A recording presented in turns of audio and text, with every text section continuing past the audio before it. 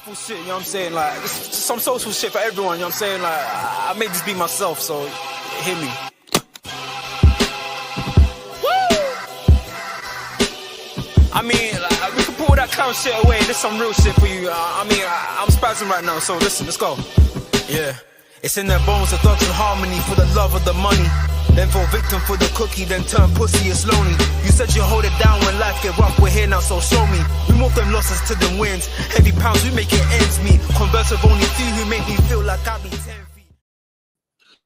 Yo. Good morning to everybody. Hope everyone is blessed. Yeah, man. Good morning, man. Good morning. Hope everyone's had a good start to their week. Obviously, you know the vibes already. We're back with another match preview. I'm joined by the gaffer himself this morning. Big up JJ, my bro. First and foremost, man, how are you, man? I'm all right, man. Damn. I'm all right. Please, no screaming. I know I'm all right, man. I'm all right. Feeling a bit. Yeah, I'm all right. I'm feeling all right. Could be better, but I'm good. I'm good. No. I feel you. Physically, by the way, mentally, I'm all good, but physically, I just feel like it could be better. That's it. Hey, listen. As long as your mental's good, 2025, we're just starting. That's all that even matters, man. Big up everybody who's either watching this live, you're watching this on the replay, whatever the vibes. You already know what it is, guys. As always, as I said before, if you'd like to support the channel, the link is there for you guys to be able to support. I appreciate all the members currently. I'll give you guys a shout out at the end. So, Jerry, obviously we're here. Champions League again, 7th game. Yep, 7th match in the Champions League. Obviously, Liverpool are top of that competition. So far, obviously, we played our 6 games. We've won those 6 games. I think we've only conceded about 3 goals or something like that. Anyways, man, how have you seen the campaign so far? Solid, man. Like really solid. I think unlike the Premier League where you're looking for performances a bit more, I think, because you know that one game leads to the next, one game leads to the next. In the Champions League, it's just about winning, innit? It doesn't matter how. We've seen it with Real Madrid. Man City popped them off the park, they won. We've popped them off the park a couple times, they still won. And it's just about getting your results. So yeah, I look at it and I'm like, yeah, Liverpool have been really solid, and that style of play I think will help us in certain Champions League games as well. So it'll be interesting to obviously see how that pans out in the knockout stages and so forth. But apart from that, I can't really have any complaints, man. Beat Bayer Leverkusen, beat Real Madrid. Do you know what I mean? 2 teams that, you know, when I remember when we were about to play those teams, a lot of fans, a lot of rivals especially were like, look, this is where it's going to fall apart, man. Do you know what I mean? You ain't played anyone yet. You're going to play someone now. Lo and behold, Liverpool, you know what I mean, smashed both of those teams. I think we played AC Milan as well, and we beat them. So it's like, do you know what I mean? When you're thinking about it, we're doing the business away from the Premier League, and especially in Europe. So I'm excited about that. Nah, man, I'll echo that. I think yeah. And it was good listening to. I'm liking Slot more and more when I'm listening to him speak. And obviously, me and Jerry, like we kind of think along the same lines, yeah. And what's the best way to say it? I think Jerry, you said it in the group chat yesterday. What was the phrase you said? It's not you're talking about the drone stuff, but it's like none of this PC stuff. Like in terms of, obviously, I'm more referencing about Slot. Is that I don't feel like he gives us that. In my opinion, I'm not saying it's factual, just my opinion. I just see it when I listen to him talk. At times, there was that one game, I can't remember who it was we played, and by the end of it, I was like, "Ooh, I don't know." Like you're starting to sound, you know what I mean? Not really feeling it, but overall, yeah, I feel like when he's very blunt with what he says, he just says it how it is. There is no, oh yeah, you know what, we're so great. Nah, it's just, yo, this is this is that, and he seems to analyze things quite a lot of detail in it. So yeah, man, I agree with that. I think the Champions League this season so far been calm, and you're right. I was definitely one of them. I remember we was doing the like the next 10 fixtures or whatever it was, and Leverkusen and Real Madrid and Man City, I think we're all in there, and I'm pretty sure. I know I didn't predict a win in all of those 10 games, but I think we didn't lose. So Liverpool are doing their thing, man. They're doing their thing. Obviously, we're up against Lille. Lille, they've been doing pretty well this season in Ligue 1. Whatever you want to say about the league, regardless, they're actually also doing well in the Champions League, as well. They like to play with a 4-2-3-1. There's obviously two players. I don't know if one of them is going to play, but I know one of them will play, which is obviously Jonathan David. That's a player who quite a lot of people have spoken about for years, like for years and years and years. Like, it seems like he's been a wonder kid for so long that he's now just turned into this kind of, all right, like, when are you going to move? Kind of, it's almost like the Harry Kane thing where you're like, all right, bro, at some point you kind of need to, keep it moving, to elevate your own career, to win trophies somewhere and, do all of that kind of stuff. So, and I heard on the slot, obviously talking about, Lille and what he thinks is going to happen. I haven't listened to Lille's manager's press conference or anything, but in terms of slot, when he referenced them, one of the things he said was, they are a team who do like to press high. They are a team he thinks is going to be quite an open game because of the way that Lille played. And obviously we've seen Lille, I think they beat Real Madrid, I want to say. I'm not 100% sure. I'm sure they beat Real Madrid. Not saying obviously Real Madrid this season have been a little bit whatever, but regardless of that, for a team like Lille to do that, and like I said, they are doing pretty well, in the Champions League, this season. So yeah, the one player I was thinking about was obviously 𝐒𝐷𝐻𝐿. And for anybody who's seen the highlights, this brother seems like his first name is Edon or Eden, however you want to kind of say it. Yeah, he reminds you of the other Eden that we've been talking about quite a lot over the last few days and stuff like that. I saw another player in there. I was shocked. I was like, Bentaleb. Now, is that the same Bentaleb from Spurs? Bentaleb? Yeah. Okay. Baller, man. Baller. Oh, you know what I'm looking at? The name, Was I'm like, baller. 20 years old, mashing works in midfield. I was so shocked. Like, I was like, like you're looking at the names. I was like, okay, yeah, they got this guy. And then I saw Samuel 𝐒𝐷𝐻𝐿. I was like, flipping. No, I didn't even know 𝐒𝐷𝐻𝐿 was at Lille at this time. And then I saw Bentaleb. I was like, that can't be the same brother. I don't know how old he is now. Probably he's like a bit old, maybe 30. 30s. Okay, fair enough. 30, Yeah. something like that. Yeah, because he was like, was he there when was he at Spurs when Moussa Dembele was still there? Yeah, but he was there like early, innit? Moussa Dembele was there, but before Pochettino and that. Okay. Yo, mashing, like, Andre Villas-Boas and that. He's mashing works in midfield. Bro, he's a baller, Nabil. Hey. Hold on, let me have a look. Actually, yeah, no, double check that while I just shout out everybody. Big up everybody inside, man. Big up AZ in the building. Yes, course, Mikes, man. Course, man. I'll send you that. That's crazy. I'll send you he's 30. I'll spot on. He's 30.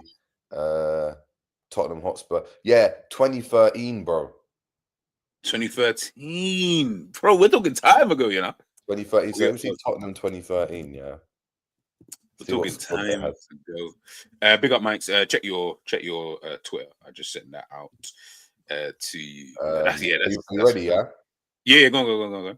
Aurelio Gomez, Kyle Walker, Danny Rose, Younes Kaboul, Vertonghen, Chitrez, Aaron Lennon, Paulinho, Soldado, Bayor, Lamela, Capu, Carl Norton, Townsend, Moussa Dembele, Dawson, Chadley, Gylfi Sigurdsson, Eriksson, Hugo Lloris, Sandro, Zeki Friars, Harry Kane, number 37, and Naby Bentaleb, 42, bro. When you're hearing Harry Kane 37, that's how I know there was a time ago. But he was mashing works, 18 in the midfield. Ball. Listen, when I was watching football so much, I was watching people like a couple years older than me. I heard about them in the academy and that. He was a baller, man. You're looking at him thinking, like, he's like, to be fair, he wasn't even like 20, bro. He was like 18, 17. Yeah, no, that's what I'm saying. Like, I just remember him being young, and at the time, obviously, the players that you just mentioned, I'm just trying to think back to that period of time. I remember the Tottenham had that white kit, and it was like, whatever the symbol was, I think it had blue on it somewhere. Like yeah. I fully remember. But yeah. I just, as soon as I saw that name, I was just very, very shocked, man. But listen, it is what it is. Let me bring Mike's in the building. Let me put these two down here. Big up, Mike's, man. How are you, man? How are you doing today, bro? All good, bro. So I John like the Son. You like to rub it in with these things. If it's not in, Bro. in these nice skiing weather, or it's, you're not in, I don't know, like, where did you go? Where did you go last? Where did you go on holiday last? You went to Ecuador.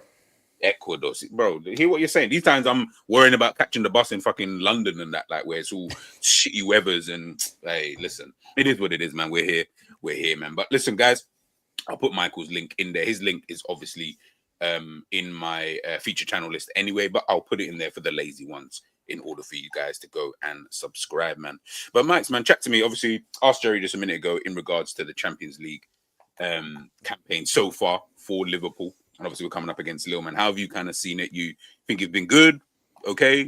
Don't really care? How do you see it? Good. I mean, we're perfect. So we're the only perfect team in the Champions League. And right now, I would say we're probably top 2 favorite for the UCL this season. Us and I would actually probably say Barcelona. We're the top 2 favorites to win the Champions League this season. Now, that could definitely change for the rest of this season. But yeah, the UCL campaign has been flawless. Beating Milan, we've beaten RB Leipzig, even though RB Leipzig have been atrocious this season. We've beaten, obviously, Real Madrid. We've beaten Bayer Leverkusen, and since then, Bayer Leverkusen have been unbeaten. Have won, like, I think 12 or 13 straight games. So we have been unreal. Now we just got to keep it going. Now, I feel like tonight, though, we're going to I hope we're going to rotate some players, because we've pretty much secured a top 8 finish. Obviously, when it comes to the draw for the round of 16, it kind of depends on where you're at in the standing. So if you're 4th or 5th, you're going to get a tougher opponent. So you kind of want to secure a top 2 finish if you're Liverpool, because then you'll get an easier opponent in the round of 16. But I feel like Arne Slot, he's going to rotate. Now we got to, although we do have, who we have over the weekend? Ipswich, right? Ipswich, yeah. Yeah, so I mean, it's not the toughest of games considering they just lost 6-0. So I could see some rotation. All I just want to see Chiesa start. Is that too hard to ask for? I just want to see Chiesa start, but don't be surprised. Tonight is not an easy game whatsoever, because Lille, bro, these guys are unbeaten since September. They haven't lost a game since September. They've beaten Real Madrid. They've beaten Atleti. They've drawn with Juventus, even though, I mean, Juventus is draw Ventus at this moment in time. So I feel like it's going to be a very tough game, and it's a good test for Liverpool. Nah, man, I agree, man. And I was literally, because I said I didn't know much about Lille in a general sense. I said, let me go, check them out. So I looked at their results. Obviously, as you said, unbeaten since September. Obviously, you guys can obviously see on the screen, they're unbeaten in their last 5. Unfortunately, Liverpool have got that defeat, obviously, to Spurs in the Carabao Cup. They have got a lot of draws in that 5, but even still, they're still, unbeaten in that kind of sequence. And as I said, even looking at the league table, I mean, they are sitting 3rd currently. I know it's quite a way off that they are from PSG, but if I'm being honest, they are looking probably at that 2nd slot. When I looked at it, I was like, and I looked at their run of games coming up next, I said, they could probably capture that 2nd spot. It's then obviously from there hoping that PSG obviously drop some points over the next, few games. So Lille are doing their thing. To be honest, the French league, and I know everyone has their stigma about the French league, right? And I get it to a certain degree, but I feel like now, yes, PSG, they're still PSG, right? And that's always going to probably remain for a bit longer. But because obviously PSG don't have the Cavani's, Ibrahimovic, Mbappe, Neymar's, Messi's, it's almost brought it down to a level where it's like, yes, they're still the better team in terms of the players that they do have, but I do think it's a little bit closer in competition. And when I look at the other teams, Marseille, Lille, Monaco, Lyon, like, I feel like it's a lot more competitive, and that's a breeding ground for like top talent around Europe in a general sense, like in terms of some of the players that have come from France, that some you might not even have clocked it.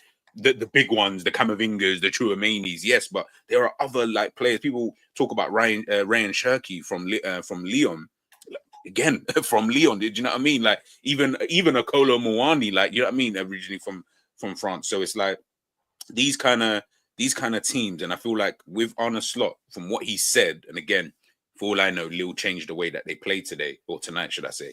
But from what he was saying, even I don't think even he looks at it and thinks, yeah, this is not going to just be some walk in the park. Like, we're not facing whoever, we are facing quite a tough team. And if they do come out and they do attack in the way that we think that they might do, and they press us as high as we think that they might do, listen, man, I think it could be potentially, a tricky game. But yeah, as these guys have said already, listen, look, they are where I think it's 8th. Yeah, I think they're just above Borussia Dortmund. Obviously, we're just covering it now, but yeah, they're just above Borussia Dortmund. I mean, even the Brest are still here in 7th. Like, it's a crazy Champions League thing. And I didn't know about what Michael just said there. He'll probably be the best person to explain it, because to me, I don't see that much difference in finishing 1st and 2nd to 8th. But obviously, Michael said there, listen, it's probably better to finish in the top 2 than it is maybe just outside it, just because of the other teams, within that. So I didn't really see too much difference. But if Michael's saying that obviously there is a difference, then fair enough. Yeah, obviously, one of the players. Yeah, go on. Sorry. I was just quick, because if we're 1st or 2nd, then we play, I think it's the 17th or 18th seed from the knockout rounds. That's basically how it works. And you're either 3 or 4. You play the 15 or 21. It's weird format. It's kind of so basically it's imperative that we finish in the top 2.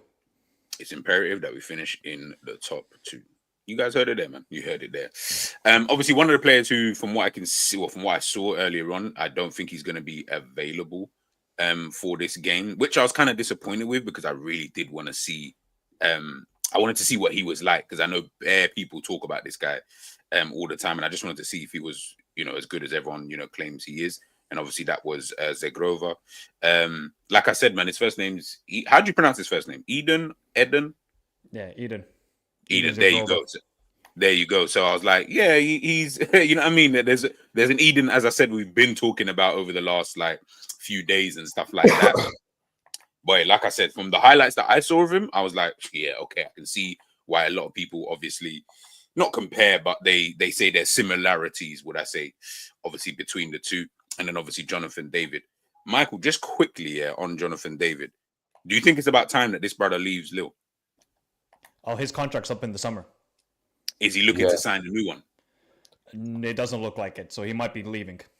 Okay. Yeah, it's a few of them. It's I'll tell you how I know, but and Angel Gomez as well. His contract's up in the summer as well. Angel Gomez. And 𝐒𝐿, he could be leaving this transfer window, maybe. In January? Yeah, he might be going to Napoli from reports, so they could be decimated, but that's Lille, bro. They just sell all these guys, and then somehow they'll find another dude, and then they'll find another dude, and then they'll find another dude, and then they'll get Yilmaz, and they'll win the league. That's what they do. They always they'll get Yilmaz. They always get a Yilmaz. They always get some Yilmaz or some guy like that. So yeah, but I really like Jonathan David. One thing is, he misses a lot of chances. Like watching him for Canada, misses a lot of chances. For Lille, misses a lot of chances. But I think look at his goal scoring record. I think he averages 20 goals a season from Genk to Lille. The dude is he's a good player, but he will miss chances. That's one thing. He's not really like a prototype like number 9. He's more of like a false number 9. Wants to link up the play. Very good dribbling. There's a very good goal you should watch from Lille, actually. It was with 𝐒𝐿 and Jonathan David. It's against Juventus, where 𝐒𝐿 plays this unbelievable pass into Jonathan David, and he's right on the edge of the box. Beautiful finish. That's a sort of goal that Jonathan David likes to get a lot. Kind of like Omar Marmoush, where it's at right side of the 18-yard box. But I like the player. I think he is a good player. Would I take him at Liverpool? Probably not, but he is going to be a free agent. I wouldn't probably take him at Liverpool. I feel like he's going to go to a team like Juventus. I think that a team like Juventus would really fit his sort of style. And I just don't think he's going to be at Lille next season. But I'm shocked. They should have taken some money for him, but maybe there just hasn't been enough suitable replacements for him or suitable destinations. Like, would Arsenal take him? Yeah, I think he's better than Havertz, that's for sure. So I don't know why Arsenal don't take just say, hey, here's 25 million. Boom, right there. There's Jonathan David. But yeah, he's going to be making a move this summer. Just to get an idea, just from Mike, if he's scoring 20 goals a season, although he misses a lot of chances, why is that something that you wouldn't want at Liverpool? Because some people would argue Salah misses a lot of chances. He gets a lot of chances, misses a lot, but does score a lot. Is it something that can hinder a team if he's well, I mean, I've been seeing Jonathan David miss chances against Jamaica. I've been seeing him miss chances against Guadeloupe in like the Gold Cup in CONCACAF, and then big chances in the Champions League. So I feel like he is a good player, but I don't think he's going to get to that sort of level for me, like Šeško is a bigger talent than Jonathan David. I feel like somebody like Holland, he would never reach Holland's level. Of course not, because obviously Holland is the best striker in the world. Jonathan David is just more of a frustrating player. I think he is such a vocal point for Lille because they don't really have another player on their team that gets a lot of goals. The Icelandic guy who they signed a couple of seasons ago from FC Copenhagen, Haraldson, he's been injured a lot. 𝐒𝐔𝐁𝐒 doesn't get a lot of goals. So they don't have a lot of goal scorers on their team. So for him, his stats are maybe inflated more because everybody else on this side, they don't get goals. Oh, okay. I get it. Yeah. No, man, I feel you. And just Maybe on... it's a similar case to Gyökeres at Sporting, sorry. Yeah. No. Oh, okay. Yeah. That's another interesting player as well. I'll be very interested to see what he does in the summer. There's a few players like that. I'm intrigued to see the next moves that they make, especially for teams who are looking for certain players in certain positions, man. But just on Lille, in terms of, obviously, like I said, they're doing well in League R, they're doing well in the Champions League as well. So exciting times, I would say, right now for them. In terms of the way that they play, though, I don't know if you've watched them like a lot this season. What do you think about their style of playing? How do you feel like they can hurt Liverpool at most? They're a very good counter-attacking team, pretty much playing a 4-4-2 defensive. They have probably the best, actually, I was going to say best French goalkeeper, but then I forgot about Magnan. This goalkeeper, Chevrolet, has saved their ass a lot of times in the Champions League. He is an underrated goalkeeper. I feel like Chelsea could probably use him because, I mean, Sanchez, that dude should be getting a contract straight to China at this moment. Go to Guangzhou, Evergrande, if that team is still alive. Because this goalkeeper, Chevrolet, great shot stopper. I haven't seen a lot of him on the ball, so I can't say about that. But shot stopping wise, he is unbelievable. And then they have another player, this Boadi, only 17 or 18 years old, dominated the game against Real Madrid. He was unbelievable. So, although I think they're going to play... Remember Andre Gomes from Everton? Yeah. Yeah, it's him and Andre that are probably going to be in the double pivot. It's so funny. They have like Andre Gomes from Everton. 𝐒𝐃, I think he used to play at Newcastle, if I'm not mistaken. I think it was 1 or 2 seasons he was at Newcastle. So they got pretty much like these old... Is that Remy 𝐒𝐃? Remy 𝐒𝐃, yeah. From Newcastle. They got all of these. I don't even know. Fuck, you know. Yeah, they got some old school players, Leo. And then Mitchell Bakker, he's been around for a couple seasons now in Europe. Yeah, so they're pretty much just a 4-4-2 team looking to counterattack on us. And I feel like Jonathan David is the vocal point for that. He is able then to bring in the likes of Ismaili and Thomas Munir into this team. But it's really down to Chevrolet. That dude is an unbelievable goalkeeper. So don't be surprised if he saves their asses tonight. That's sorry, like my brain is like, first we have Bentaleb, Umtiti, now 𝐒𝐃. I didn't even notice 𝐒𝐃 on this on the team sheet. Like, I think I was looking for someone else. I was like, right, okay, yo, they really are. Jesus Christ, these lot are seriously bringing back some throwback players, old Prem. Yeah, literally, it's like an old school Barclays. I don't mean Jerry. We were talking about this yesterday about. We were literally talking about Newcastle, innit? Because we were talking about Demba Ba. Yeah. And I was like, yeah, like this is literally the same thing, but it wouldn't look out of place in an old school Premier League team. But also as well, there's another old school Premier League team I forgot about was when Portsmouth had like Diarra, Boateng, Peter Crouch, Jermaine Defoe. I remember them playing against AC Milan at Fratton Park, and Ronaldinho was there, and everyone was gassed. I was fucking up, man. It just one of those memories that kind of threw back in. But let's move on anyway. Just a little bit. I say a little bit of news, but I'll start. Well, you know, there's only really the negatives, to be honest with you, to start off with. Curtis Jones. Obviously, we've all seen. Well, I'm hoping everyone's seen the actual full interview, but you know what, Fairs might not have had time. It is what it is, right? Jerry, I'll come to ask you this. The question in the title says, does Jones deserve the criticism, the hate, the vile language that I've seen used? I'm seeing, and to be honest, I don't even want to say all of the stuff that I've seen, but let's just say there was one account that was wishing death anyway upon Curtis Jones just because of what he said. I'm not even going to say what he said because it was just mad. It was very, very tapped. Do you think this brother deserves criticism just for having an opinion on a player? No. Like that, it shouldn't even be a discussion. I think he goes on to say that, you know, as a pure footballer, he thinks Hazard is better. Who he'd rather have in his team is Salah. But he says he spoke to Salah about it. So he's being straight up. It's not like he's saying it behind Salah's back and someone's heard. They've spoken about it. It's really like, I don't know, it's just you're lacking a bit of brain cells.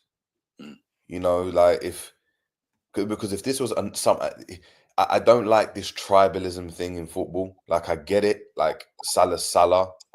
What do you want him to say? Salah's, I mean, the greatest of all time. He's rivaling Messi. Would you want him to say? Like, Salah will tell you himself, Hazard's probably a better footballer. He probably would tell you. He thinks he's the better player overall in terms of scoring goals. Hazard has told everyone that Salah's a better player. Why do we care? Yeah. Why do we care? When Virgil van Dijk said that Konaté and Matip and Joe Gomez are better than Jamie Carragher, was there an uproar then? It's one of your own, the legend of the club. Carragher better than Matip. That wasn't available. Sorry, Matip better than Carragher, who's not available. Joe Gomez better than Carragher. You know, it just doesn't make sense. It just doesn't make sense. I feel like a lot of people are just emotional, man. It's really, really emotional. I don't think it was that deep. I think, and what's actually hilarious is the fact that, you know, Jones comes out and before he says it, he goes, "Look, I'm probably going to get a little stick from some Liverpool fans," because he just knows how they are, and that's what's even more worrying. You know, the fact that he has to caveat what he's going to say before he gives an opinion because he knows how the fans are, and then goes on to having to, you know, has to post this picture and kind of not backtrack, but be like, yeah, I'd like double down, be like, but I'd want him in my team. It's like, really? And he also one of our own, one of our players. It's weird. He also, I saw he's turned off the comments. Like you can see just before he's turned off the comments, you can see some of the comments that was placed just before he's turned them off. Some of them were like the one I saw was just someone basically saying like, how dare you say that about one of our legends and stuff like that. And I was like, but I don't feel like, and obviously he then turned off his comments and now, you know, you can't comment. I saw a comment that said something about his kid. Serious. What? Because he gave an opinion. This is scary. It's scary. You know what's so hard about, and Michael, I want to get your opinion on this. You know what's so hard about this? Because it's social media. You know, this isn't even like, you know, like, okay, you see, okay, we're all in like group chats or whatever, and we chat to each other, right? It's not like if someone in that I can almost get to had said something like that, I can be like, nah, okay, cool, it's on. Like, you know what I mean? You're not going to see me for like 3 weeks because I'm making sure I'm going to get to this guy, deal with this situation. This is social media. So he's just got to, you know what I mean? It's like, I'm not saying it's difficult because it's like, I'm not trying to say you take it on the chin because that's not something that you should be taking on the chin. But at the same time, you kind of need to just take it on the whatever, man. It is what it is. That's probably why he's turned off his comments because he's thinking, bro, I'm not really trying to see all of that. That's all crazy negative stuff, you know, for no reason, man. But what about you, Max, man, in terms of this whole Curtis Jones? Okay, because I haven't seen what he said. What did he say? Did he say just that Hazard is a better footballer than Salah? Is that pretty much it? Yeah. He literally said Hazard, like for him, growing up, one of the players that he talked about like Zidane. Yeah, so how it was, I think it was Rio Ferdinand asked him about players that he liked. He mentioned Zidane, saying that Zidane's the best midfielder he's seen because of the way he plays at his pace. He's not rushed, loads of touches on the ball, keeps possession, wasn't defined by goals and assists. And he feels like in this era, players are defined by goals and assists. He then went to say, like, as an example, like Hazard, I think he's outstanding. I think as a footballer, in just a pure footballer, he thinks he's better than Salah. But sometimes he will never be put on the pedestal as some of the other players because his goals and assists don't match up. He then went on to say, of course, I'd pay to watch Hazard. I think Rio Ferdinand said, look, I'd pay to watch Hazard. But if I wanted to win something with someone, I'd pick Salah. And he was 100%. I'm taking Salah every day of the week. But someone that, as G said, someone that I grew up with and grew up watching as a youngster, it was someone that it wasn't about necessarily winning games or goals and assists. It was just watching him play. It's someone that I looked at and was like, wow, what a player. That's all he said. Oh, Jesus Christ. Jesus Christ, man. But I mean, and just to add to that as well, by the way, just so that you get a bit more context. After that, after what Jerry said there, some not all, but the majority, it looked like anyway on social media. If you saw, like I just said, he had to turn off his comments. He had to post this picture after that, purely because the backlash that he got from, and then what you had was people were like, it was almost like people were trying to find every reason to go against what he was basically saying in terms of like, yeah, well, either way, he said he wants to take Salah, so you know what, Salah's a better player. And I'm like, I don't feel like you watched the full interview because he didn't mention any of that. All he said was, better footballer, if I need to win a game, this is the guy I'm gonna pick. And just to also caveat that before you go, can we all stop acting, not you guys, but can we all stop acting as if Hazard didn't put Chelsea on his back and help them win a Premier League? I feel like people seem to forget in their memory of what Hazard was doing when he literally put Chelsea on his back and won a Premier League title. So when people do the whole, yeah, but the goals and assists, I'm like, yeah, of course, Salah dwarfs him in that aspect. But let's not act like we didn't watch Hazard terrorize defenses for years, and years, from Lille all the way to Chelsea. But sorry, go on, Mike. Look, man, this debate is just stupidity at this point. You're just talking to a wall, and it's just these morons on fucking Twitter and Instagram who are all just behind these AVIs with not their face on it. They can just say whatever they want and get away with it. Bro, if they were such mans, they would go up to Curtis Jones and say all the shit they just said, and Curtis Jones would punch them up. So all these guys, all these people can just hide behind these accounts and say what they want and face no punishment. It's just stupidity, bro. Honestly, like, people can have their opinions. Doesn't matter, right? I could say here, right? Let's give an example. Drogba is a bigger game player than, let's say, R9. Because the amount of times you saw Drogba show up, does that mean that Drogba is a far better player than R9? No. But it's just sometimes with these accounts and people, tribalism. That's why my channel, I don't do like Liverpool content a lot, because I'm just like, tribalism is just flooding so many people's minds nowadays in football. It's the same thing for Arsenal fans. They get so tribalistic that they don't have any sort of idea or recollection of football. They just are so like, oh, we got to do this. And it's the same thing with this debate with Hazard and Salah. We can all have an opinion, people. It's okay. We live in a world where we can view many things. We can go on YouTube and look at old school highlights of Hazard, even though I shouldn't really be saying that because the dude should be playing right now. But that's how it is with Hazard. He's retired. So this debate, look, if Curtis Jones has an opinion, he's got an opinion. Just say, hey, look, I disagree with you. Move on. It's all right. Now, I just wonder, they must just be laughing at this, Salah and Jones. Obviously, this photo's old, but they must be laughing in the changing room. They're like, are people this deluded? Are people like this sad that they have to make comments under my Instagram post and now I have to delete the comments because people are threatening my kid? I mean, it's just ludicrous at this point. This is why I don't follow a lot of Liverpool Twitter accounts on Twitter, because it's just stupidity. They're just all blinded by their own players. So it's just, I've given up on this debate. I gave up on this debate 5-6 years ago when I first saw it on Twitter, on YouTube. I was like, you guys are just like, you're going to pick a side. You're going to pick the player that plays for your team, and that's okay. Just don't bash the other people's opinions. Nah, I agree. You know what it is? It's always difficult with these things. I said this yesterday. I was like, obviously because there's no general consensus for either side, right? Like, for example, okay, what you just said there, R9 versus Didier Drogba, the general consensus will just side with R9, right? Whether he actually is, like, forget all of that. Just in a general consensus, they'd all say R9. We're not even having that debate. But if you then caveated and chose Drogba as an example, and then used that explanation there, which you said is, well, Drogba's a better big game player than things, so I'm gonna go with Didier Drogba. Obviously, you'd be in the minority, right? Even though you've caveated it with what you said. With Salah and Hazard, there is no general consensus on either side. So this debate, I feel like, will just continue to rage on. And I said, from when there is no general consensus, that's why I just leave this debate alone. Because as you said, you're just going to pick the side of the player that you just like anyway. It comes down, as Jerry, you've mentioned this before, what you like, what you want to see out of football, your perspective or your outlook on the game and stuff. You're just going to go with that because there isn't a general consensus to say, nah, man, Lionel Messi is better than such and such. The thing is, that's what it is.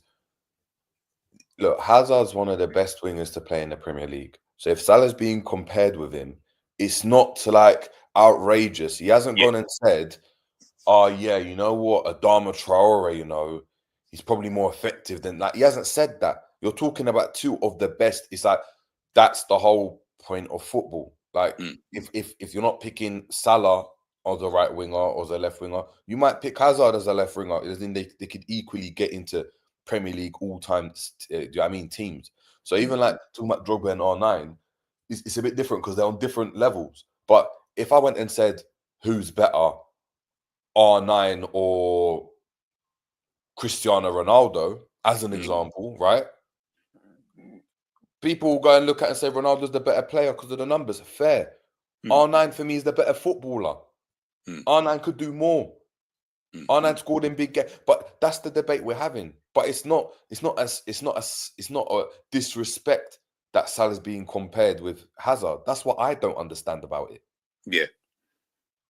Now it's like the Messi Ronaldo debate.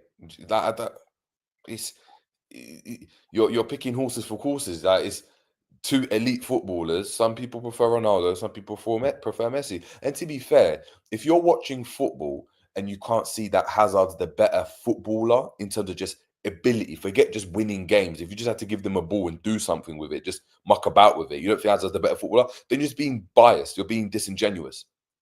If you've watched football enough, you can tell, you know what, that player's good, you know. It doesn't matter whether it's like Henderson was better than Lallana was for Liverpool. Lallana was the better footballer. The way better footballer. There wasn't even a discussion about, there shouldn't even be a discussion, but you're not taking Lallana over Henderson. You're not. It shouldn't. I don't know. It's crazy to me. No, I totally agree. I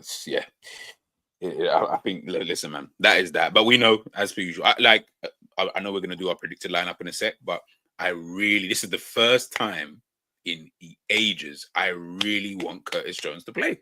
I was like, you've just gained a lot more respect from me just by saying that, because now it's almost like I'm the type of person, I kind of want to see the whole world burn as it is, and especially in terms of the Liverpool fan base, right? So when I see things like this, I'm like, thank you, man. Like, I kind of need people to say it, because I feel like then you can come out of this fantasy world that you're living in terms of where you think everything that we do, everything that we are is great, it's perfect, we are the best, whatever. I feel like sometimes you need to snap out of that fantasy and hit a bit of reality. And I'm not saying that what he said is factual, because it isn't. It literally isn't a factual thing. He's just giving you his opinion. But when you hear it from a teammate, a guy who's currently playing with him, then I'm like, okay, now can we end the debate and just leave it at what Curtis Jones said? Better footballer, better player, cool. This is the guy he wants in his team. That's the guy he thinks is a better footballer. Let's move on, man. It's getting boring now. It's too boring. Just one last thing. Liverpool and Lille played against each other in 2010. Yes. Hazard was starting that day. Yeah. Guess who else was starting for Lille that day? Aubameyang. Yep. First and foremost, that's a madness. Secondly, like I said, Hazard has been doing this thing for time. Like, listen, man, I'm not even going to get into all of that. Torres got 2 goals and Gerrard got a goal that day. What a beautiful day. What a beautiful day, man. Big up Trudon. Big up Alexander in the building as well. Big up Pops. Apologies, guys. Big up, as I said, AZ Football God in the building. Trudon saying, what's funny about this debate is that if people pick Lampard over Gerrard, Liverpool fans get upset despite him having a better GA than Gerrard. the better player was Gerrard. Exactly. It's exactly that. Thank you, Trudon, because that's exactly the whole thing that pisses me off. Because I've also said at times, if I was picking a team, depending on who else is in the team, I might go Lampard, because I'm like, well, I'm more confident that he'll score than I am that Gerrard will score. Not that Gerrard wouldn't score, but Lampard scored too many goals, where it's like the guy's getting goals like strikers. So I'd rather have that if I know my other two positions are two other players that I've obviously picked. But I can understand why you'd go either or. Like, it's just one of those kind of things, man. But listen, I know Liverpool fans are probably crying in their beds right now. To Liverpool news before we get to our predicted lineup. Diogo Jota is injured again. Slot has said he'll be out for a number of weeks. He hasn't given a time frame. He just said it'll be him, Joe Gomez. They're not going to be back for a number of weeks. Jota played in the last... No, we played against Brentford. I don't think he... No, we played against Brentford. That was the last game he played. Oh, that was the last game. Yeah. That was the last game that he played. Was against Forest. Came on. He scored. No. He didn't score. Was it that game? Forest game? I think it was the Forest game. But either way, we're now looking at another period of time, extended period of time, that someone like Diogo Jota is injured. I think we've reached a point now where let me just put Michael down here. There we go. Let's move Jerry to this side, just so that you guys can see this for 2 seconds. Yeah. 66 matches in 2.5 seasons.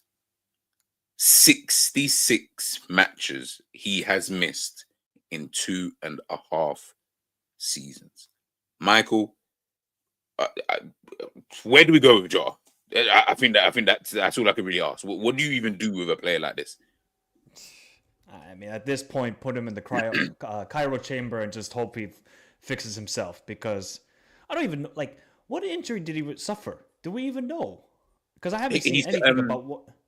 Slot said in the press conference I would listen to. He said was it overused a certain muscle? That was, I think, his exact words. He's overused a certain muscle, hence why he's now injured. Bro, it better not be anything related to playing FIFA. I'll say that much. But you know what's funny on that? So I don't play FIFA anymore, but Savage was showing me yesterday that is it the team? I don't know how FIFA works, but like, is it the team of the team of the year? Team of the year or something like that was put out literally just the other day, and coincidentally, Jota is now injured. But you know what's funny with Jota? Jota's always seemed to be anytime I see anything about FIFA on my timeline, yeah, Jota's always injured around that period. Like I said, it's like the Neymar thing with February. Like, I'm always like around his sister's B-days. Like, I don't know, it's a bit weird. Like, why is he always like injured around like his? I don't know. It's like a weird thing. But let's just take that out, that conspiracy out of it. Yeah. Now we got to keep that conspiracy.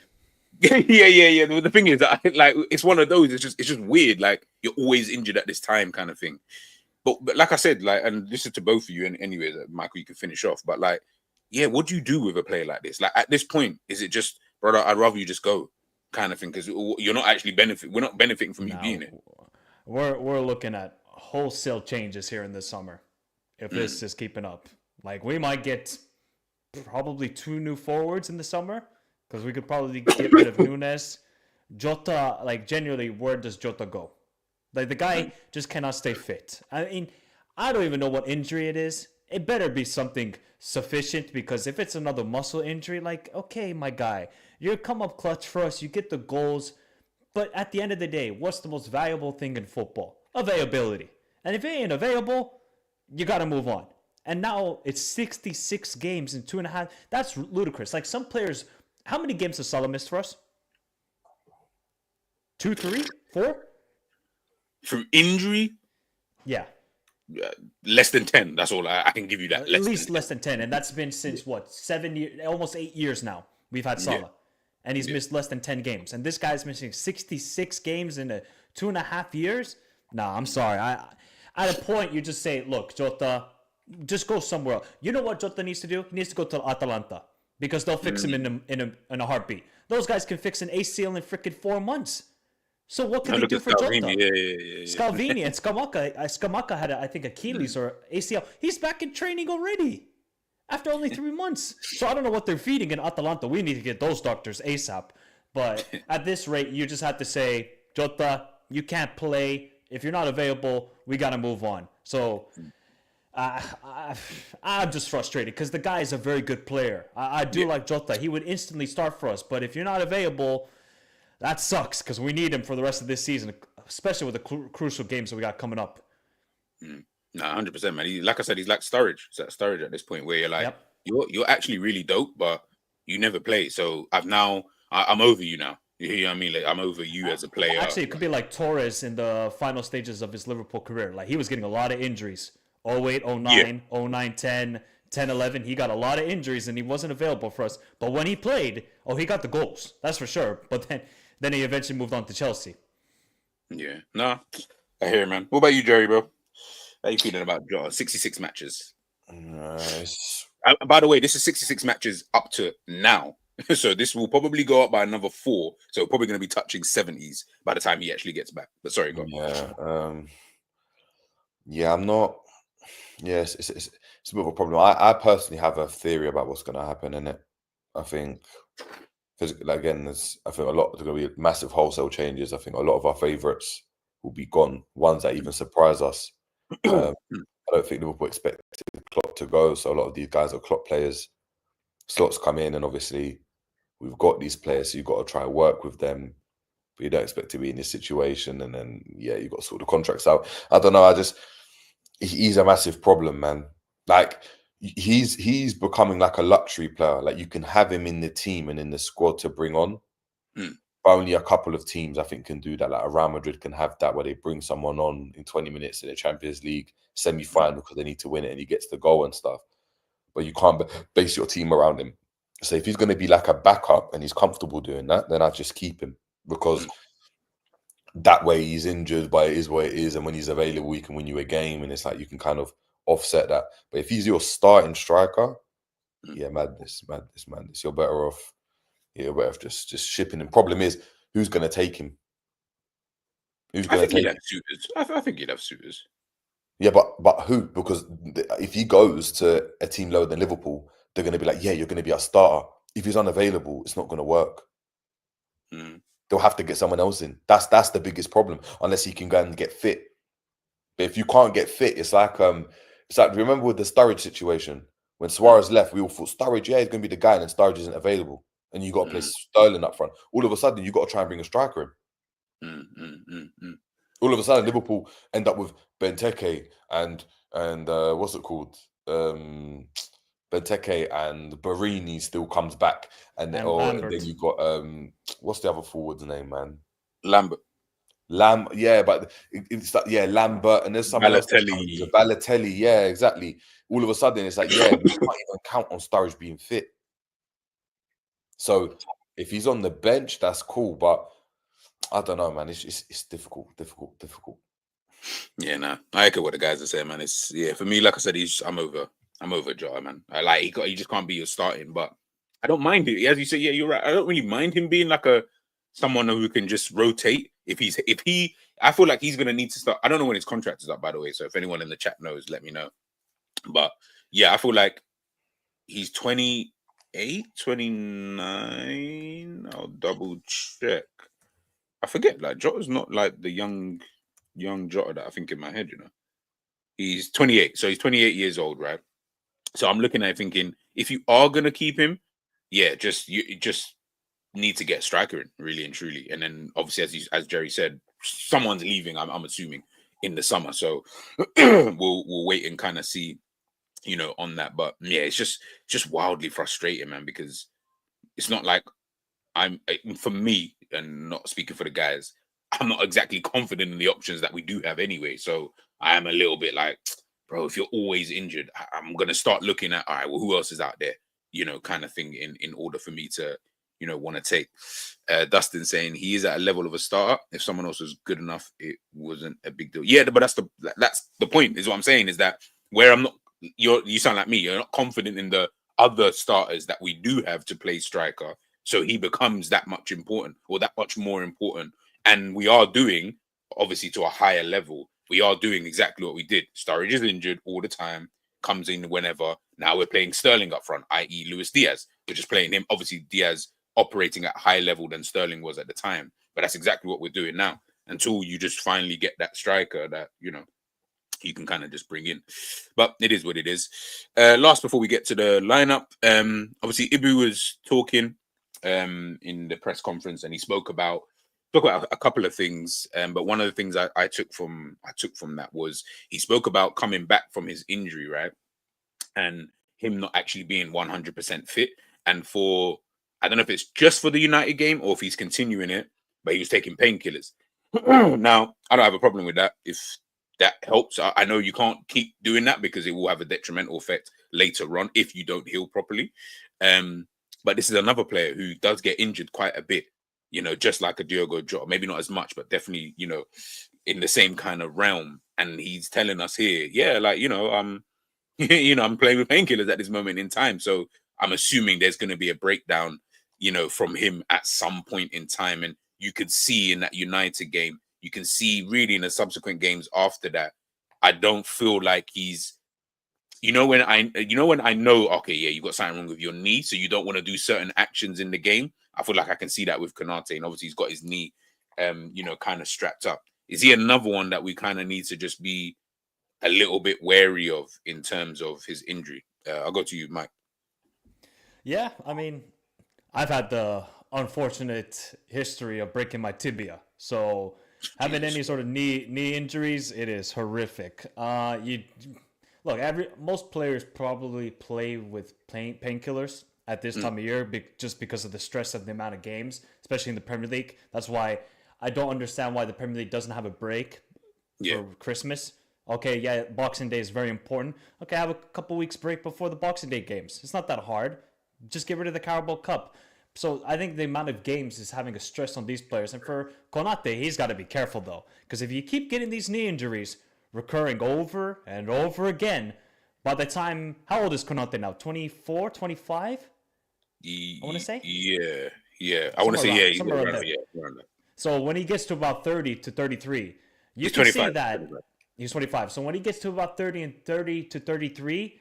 that wear and tear on your knees, you're going to feel it. Look at Kenny Smith from NBA, inside the NBA. Bro, that guy can't walk. Look at his knees, bro. Man's walking like this way. He's walking inwards, not outwards. Look, that's what it's true. Let me get a picture. He walks inwards. Like, you got to look at the knees. And I feel like that's going to be happening to me in the future. So I think Konaté's got to be careful, though. So now it's going to be a question of, does Arne Slot trust Kwanzaa? I don't really think he trusts Kwanzaa. I feel like you could try Kwanzaa in this game because it's not like detrimental to the Champions League. So try Kwanzaa in this game. You got to give Konaté a break. Now it's been 3 games in like 6 days or 7 days, something crazy like that. I think he deserves a break, and I don't really blame Konaté. You have some players. I can guarantee you, most of these players are not 100%. Nobody's at 100% right now. Maybe only Salah. That's the only player because the dude just keeps his body at very good condition. But most of these players, bro, they're probably putting injections in, all this sort of stuff into their bodies to play these games. It's normal. We just don't see it. No, it's true. No, it's true. And you are, and to be fair, I say to be fair, add to caveat that Konaté will also be 26 by the time the new season rolls around. He's been in for a minute. I didn't really realize how he's already 26. Jeez. Yeah, he'll be turning 26. Yeah, by the time the new season comes in, which I didn't know. I was like, right, you've been here that long? No, I didn't think you'd been here at the football club that long. But yeah, listen, man, bro, I'm gonna get a picture up for you guys because the picture of Kenny Smith is hilarious, bro. It is like when he stands next to other people, it looks mad. It actually looks so mad. Like his knees are. Could you see him? Could you see the jet always just sitting? You don't realize until he gets up to do a demonstration. You're like, oh my god, why does the suit look all awkward?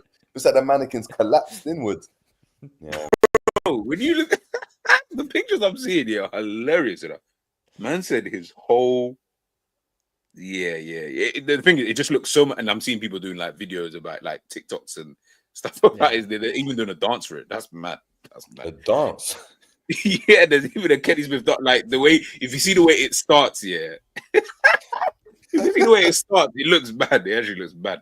But yeah, you notice it when Kenny Smith's standing next to, like when they're standing all in a row, and obviously they're like, I can see like Shaq's on this side, and I can't remember who the other guys are. When they're all standing there, everyone's standing Charles, like yeah. normally, and he's just like, and for some reason they've got him right in the middle of these shots. Like I don't know why every time they got him. Do you know what it is though? Unfortunately, with Konate and with that type of centre back, you're always gonna have those injuries in it. Like if Virgil van Dijk was to exert himself the way Konate does, he'd have been broken down at that age of 29, 28. Because you can't, this is something talking from someone as well that's 6'4", can sprint fast, can jump high and stuff. I've done my knees in and everything. You can't keep that up. It's unsustainable. Like your body's not meant to exert that much power and force. And do you know what I mean? So it's so, yeah. Brother, look at your knees. Imagine him doing kick-ups. Myth. But yeah, you can't exert that much force. So when you go and look at like all those centre backs that were just like powerful in this, like Kolo Toure, look what happened. You go and look at Ledley King, look what happened. Konate is just inevitable. It's just that there's sports science there, and yeah, it's just the way he plays. Joe Gomez, another one. Look what happened. Like you can't be that explosive, that strong, that athletic, and not break down, especially in your knees. Like it's just gonna happen. So with Konate, it's just one of those ones where it is the way it is. Virgil van Dijk, you can see why he plays at such a slower pace as well, and why after the knee he looks all right, because he's not running around. If he was running around like that, I'm telling you now, we'd be looking at him thinking, oh no, like, do you know what I mean? He'd be breaking down. So it's just the way he plays, and yeah, he's gonna break down. It's interesting with the Konate situation. Like I know you're talking about the injury, and you're like you're doing the whole thing. Oh, what happens with him? Do we keep him? Obviously, injuries and stuff like that. Obviously Slot came in, might like him now, but when he originally came in, did he look at Konate and think, yeah, you're the guy for us? Nope. No. That's why Kwanzaa started the Ipswich game. That's why Kwanzaa started the season, right? So that's an area that, if Liverpool sign a centre-back and Virgil van Dijk stays, you know what centre-back, who, there's only one side that's being dropped, and that's going to be Konate's side. So, no, I'd keep him. I'd still keep him because I think I would definitely useful. You just have to take into account that he's going to break down, innit? You can't operate at that level that he is, and not break down. And look, he's having less injuries than he did like last season and seasons before because of the way we play as well. So if you can just play a different way, you get more out of Konate. But yeah, man. Yeah, that's one defender. I think. I mean, it'll cost you an arm and a leg now. With Huijsen from Bournemouth. Oh, he's really good, man. He's really good, but he's left-sided, isn't it? 15 million. Yeah, Jesus Christ. Yeah, I know. 15 million, just like, yeah. And you're right. Yeah, Joe. Yeah, he is. Yeah, he is. But yeah, I mean, there are centre backs out there. Obviously, you're talking about the right-sided, so yeah, I guess it would just kind of depend. But there are centre backs out there, guys. You know what I mean? Like, and listen, who knows? Huijsen might come here and he might start getting injured. I have no idea how that's going to work out, but he looks like a really, really top defender, man. But listen, man, we'll wait and see. Obviously, the last thing he spoke about was his contract. He said he's been offered a new deal, but when they asked him, like, so what's basically going on, he was like, yeah, that's another conversation. So I find it in one of the things, just on the contract situations, on everyone keeps talking about. So the three, and then obviously him, Diaz, I think that Alisson, for example.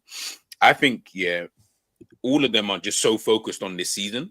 They just want to get the season done. Like they seem like they're quite in tune with, I'm just trying to win the Premier League, do as well as we possibly can, Champions League and stuff like that. I don't feel like the contract stuff is, I feel like they've almost even, maybe not put in a back burner, but I don't think that's at the top of their to-do list at this current moment in time. Like, I feel like there will come a point, maybe when that does become a thing. So whether that's we've won the league early, we got like 8 to 10 games to go, or, we're out of the Champions League, we're out of the title, whatever. I feel there will come a point where they will make that decision. And then I think either you'll start seeing everybody saying that they're staying, or you will then start to see, yeah, this person's going, this person's going, this person's going. Do you know, think, G, they learned from last season because of this distraction of Klopp leaving? Yeah. Yeah. So I think they 100%. don't want to get distracted this season. I think they've learned Yeah. their lesson. Yeah. I think they and Jerry, you mentioned before about, remember, all these guys are Klopp players, so there's nothing to suggest that Slot's going to look at it and think, I might not even want to keep my man though. Like, as in, not okay. That sounds a bit harsh. Not that I don't want to keep him, but if they go, I'm not stressing because there's a player out there that Zubimendi that I want, or whatever, like whatever type of right back I want, or whatever centre back I. He might look at the situation differently. I know we're doing well, but I don't feel like all managers always look at the situation as simple as, well, they're doing well, so I'll just leave it at that. I feel like, especially the new manager. Yeah, I think, remember, Slot's come in and he wouldn't have come in like with just like the type of manager Liverpool get. They don't get a Conte, don't get a Mourinho that's like, we're just winning now. We're just focused on this season, and then whatever happens the next couple seasons after that is what it is. It will be a plan. So when he comes in, he's got a 4 or 5 year plan that he wants to go and execute in terms of how he wants Liverpool to play, philosophy wise, what kind of style, you know, plans for the youth, all that type of stuff, because that's the way Liverpool operate. So when he comes in, it's probably not expecting Liverpool to be in this position. So now they're in this position, it's like, oh wow, all right, cool. If we can win it, we win it. Great, it will be fantastic. But you know, if Liverpool didn't and finished 4th or 5th, it'd be very easy for Slot to come in and be like, yeah, see, yeah, McAllister, I know, or Gravenberch, I know you've been doing well for the 6 in me, but ideally I want Zubimendi in there. And then you have the question, what happens to Gravenberch? Does he move further forward? If he does, what happens to Soboslai then? That Liverpool just bought for 60 million. So it has a knock-on effect everywhere. I feel like, yeah, with the contract situation in Konate, it's interesting there because if you're Konate, you might be waiting to see what happens with the contract situation with Virgil van Dijk, Salah, and Trent. Because if they all go and they don't bring in adequate replacements, he doesn't want to be tied down to a club that might just completely drop off. Yeah. Because they're massive, massive parts of the team, of course. Like, I do the same thing. Remember, his deal don't run out next. He don't run out in the summer. So there's no real urgency on his part to get the deal done. There's an urgency from Liverpool's side because they want to go and make sure he's secure. But from his perspective, he's thinking, yeah, let me see what happens with Virgil van Dijk, Salah, and Trent. You know, if all 3 are going, I'm going to have to wait until the summer. And we have to wait until January to see what can be done. Because if Virgil van Dijk, Salah, and Trent go and you keep Bradley, you know, bring in flipping Mark Gahey or someone, and, you know, bring in Mbeumo, if that don't start popping off early on in the season, then, you know, I might look to be like, you know what suitors are there for me in Europe. So it will be interesting. It'll be interesting to go and see. But again, as long as it doesn't affect performances, to Mike's point, then it's all good, isn't it? It's all good. They're all playing well, to be fair. We're top of the league in every, you know what I mean? We're in every competition. We're top of the league in Champions League and Premier League. So can't complain with what's going on right now. Nah, man. Facts. All right, lineup time. I don't know how you guys obviously see it in terms of, you know, whether rotation, you want to see more rotation, rhythm. Obviously, we know how Liverpool are. If Liverpool players don't have rhythm, yeah, they start looking a bit washed. We saw that against Girona, to be fair, when we had that time off because the Everton game was postponed. And, I mean, we did not look good against Girona at all. In goal. And I know this already divides opinions as it is. So I'm just going to go with the majority between you two. So whoever you pick is who we pick to go in goal. If I have to be a tiebreaker, I'll obviously do that. Mike, who would you put in goal for this game? Kelleher. Fairs. Jerry? I want to see Kelleher in goal, but I think Slot plays Alisson because he needs rhythm. He looks unfit. He looks slow. Okay, Jerry. Yep, that's fine. I just need to know the name of the player. So I'll go Alisson because I think Keller is not, you know, I think it's over for a minute. He's not going to be a Liverpool player. So whether he plays or not, it doesn't really, apart from the result, it's not, I mean, it's not going to be our first choice. Alisson, it is. It's interesting with that, the whole Ali thing. I'm just waiting to see. Like, there will come a point where I'm like, fucking hell, Ali. Left back. Mike, who would you be playing left back?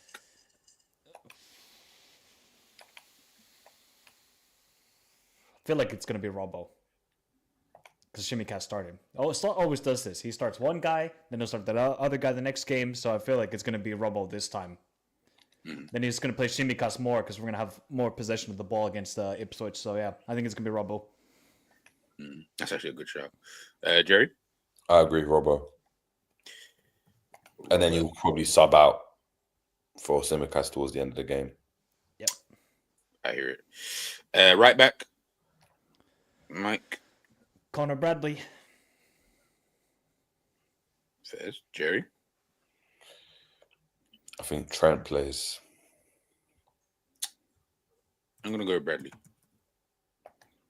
Gonna go with Bradders. I think, yeah, if you're gonna go with Robertson on one side, yeah, I don't really have a problem too tough with Bradley playing there. I'm assuming he's fit enough to play. I've not heard anything about him, so and he hasn't played on the bench.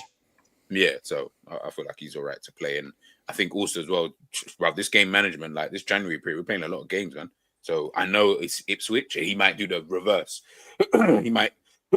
He might go stronger in today's game as opposed to the Ipswich game, but then I don't know. It's a bit of a then we have Champions League next week as well. That game, I think if we win this game in 7 out of 7, I'm sure that then secures our top spot, right? Like, I don't think we can. Secure the top 2. Yeah, so then I feel that he will then the last game is where he will then start to look to maybe rotate the team a bit more. Centre back, are we going with Konaté or are we resting him? Or Ibu. He did the press conference, so I'm going with that. Yeah, you know what? You're right. All right, midfield, man. Who we got? And I'm assuming Gravenberch is an automatic starter for everyone. I'd go Endo, you know. Yeah, same here. Okay.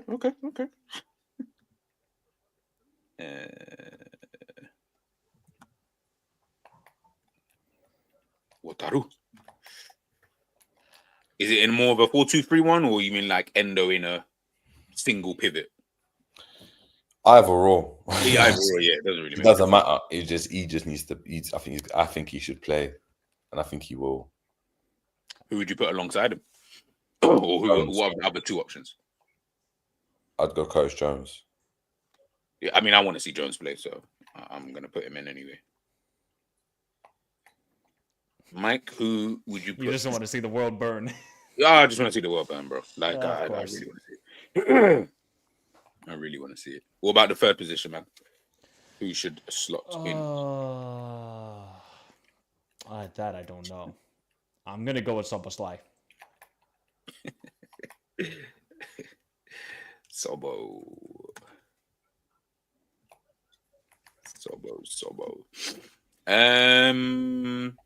Now this is the interesting part.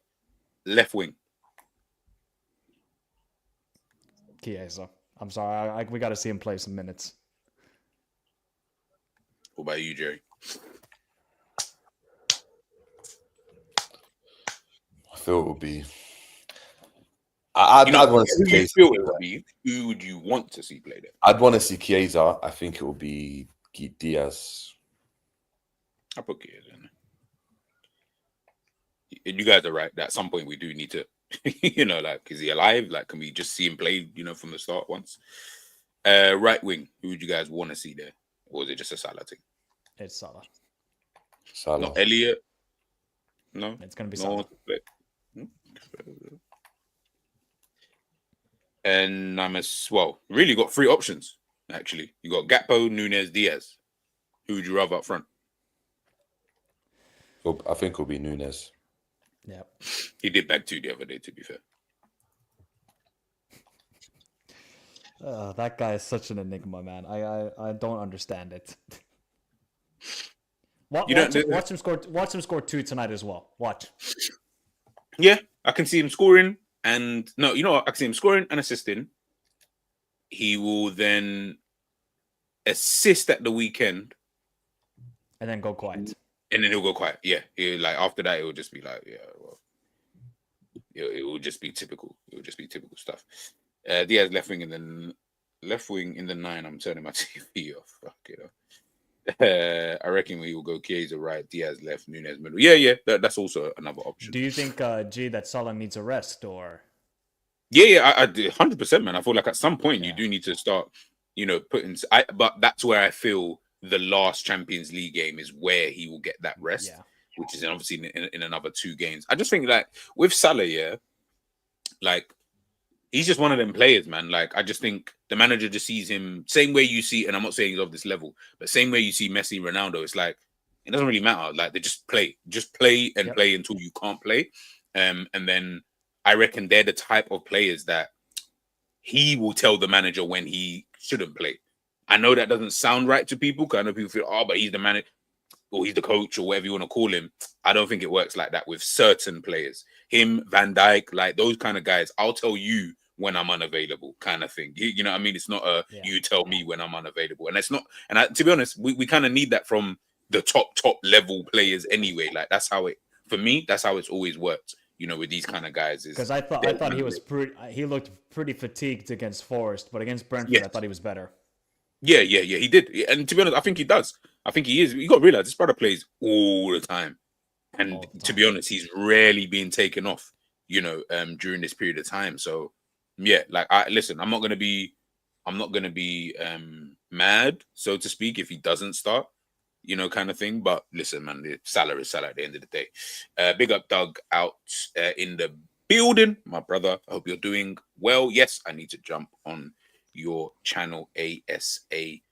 Big up Scraps for becoming a new member of the damn channel. Big up the raid from the football club. Guys, make sure you head on over there and subscribe. We're all a family here. So make sure you subscribe to everybody's channel. Big up ENDZ in the building. Guys, if you haven't watched, actually, ENDZ did a breakdown of the Brentford game. Very good watch, man. Very insightful. So make sure you guys go and check that out. All right, let's finish up with our predictions for the game. Jerry, I will start with yourself, sir. Score predictions, man.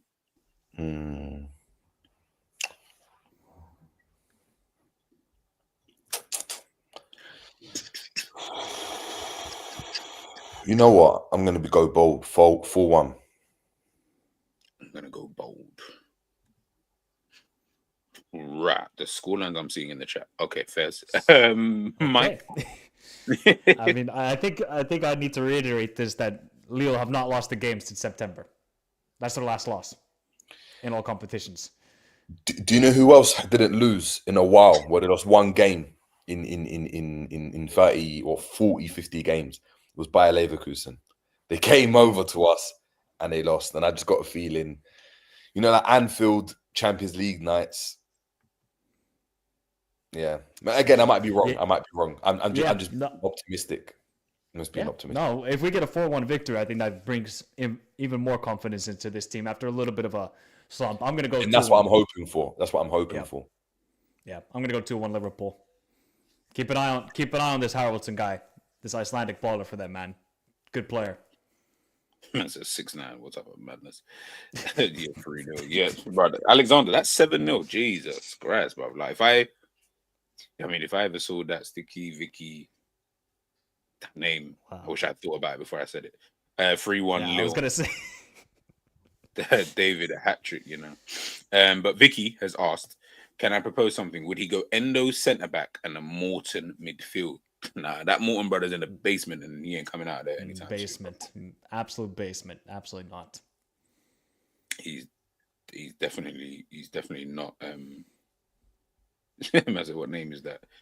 Big up Donna Cullen. I am the executive director of Tottenham Hotspur. Well, if you can get us some tickets to games, I'll be more than happy to head down to the Tottenham Hotspur stadium. Didn't you say you grew up like a Spurs fan anyway? It would be impossible for me to even grow up as a Spurs fan, That's the maddest thing, because most of my family was Arsenal fans, so it would have just been impossible to be a Spurs fan. You know what's so crazy? Most of them are Arsenal fans. My uncle is a Spurs fan, which is hilarious. Absolutely. Why he chose Spurs? You know, like in my head, I said, I think to myself, you hear No, when that's African, that's the Mamfo gene. That's the family gene, man. That's your family gene. Just being no, a but rebel. I know it's your mum. That's just you being a rebel, though. That's just you being a rebel. That's just your uncle who's just got that gene as well. You just decided, hey, you know what? I want to see the world burn. I'm going to be a Spurs fan. But it's just weird because it's like, say like that, as you said, yeah, that's from my mum's side, right? So he supports Spurs, and then for my dad's side, it would be like mostly Manchester United and Arsenal. So in my head, I'm thinking like, why would you have chosen Spurs though? Like, you as an African who came down here, I don't feel like Spurs would have been a team that you would like. Who did they even have? Like, he would have come here like late 80s. I don't remember Spurs in the late 80s like that. In order for you to think like, oh yeah, I'm gonna choose Spurs. But to be fair, he did live in North London. But then that also makes me think, why didn't you just go with Arsenal at that time? Didn't they just win the league in like 89 or whatever it was? I don't know, man. I don't know. It's a weird one. Spurs are just a club in London, a nice stadium. Yeah. I mean, he did get to see David Ginola, Klinsmann, Bale. Yeah, but look at the gap between the Klinsmann and the fucking Bale. Oh, you know what? Maybe but was he supporting him when Glenn Hoddle when that was there? No, I don't feel like he was that. By the way, just putting that out there, Glenn Hoddle's one of my favorite players of all time.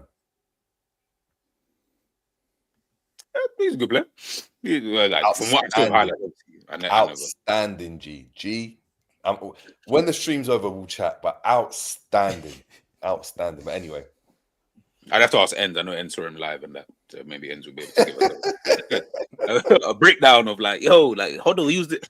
Nah, fucking saw him live. All Terry Venables and that. You can tell us about. You know what? I'd always be interested. I always think to myself, I wonder how Mike would deal with like football back in the day. Like where there's no internet. Would he just be traveling from country to country, just watching one-off games, and then just saying he's the best player? That's what people used to do. Yeah, of course. One game of a player, he's the best player in the world because you never see him again. You'd have to wait for a World Cup, bro. You know what's crazy? That like when I think about it, that's how I used to. Like, you see the Brazil team, the Ronaldinho, Ronaldo, like that era. Let's keep it. Obviously, yes, back in the day, obviously we had Italian football was obviously on TV and stuff. But even Spanish football to a certain degree wasn't. Like, I didn't really you couldn't watch it all the time, like early 2000s. So really, it was tournaments that I'm watching these man, and I'm like, yo, like, yeah, these guys are like. It seemed like they were so foreign to me because obviously I'm watching Premier League week in, week out.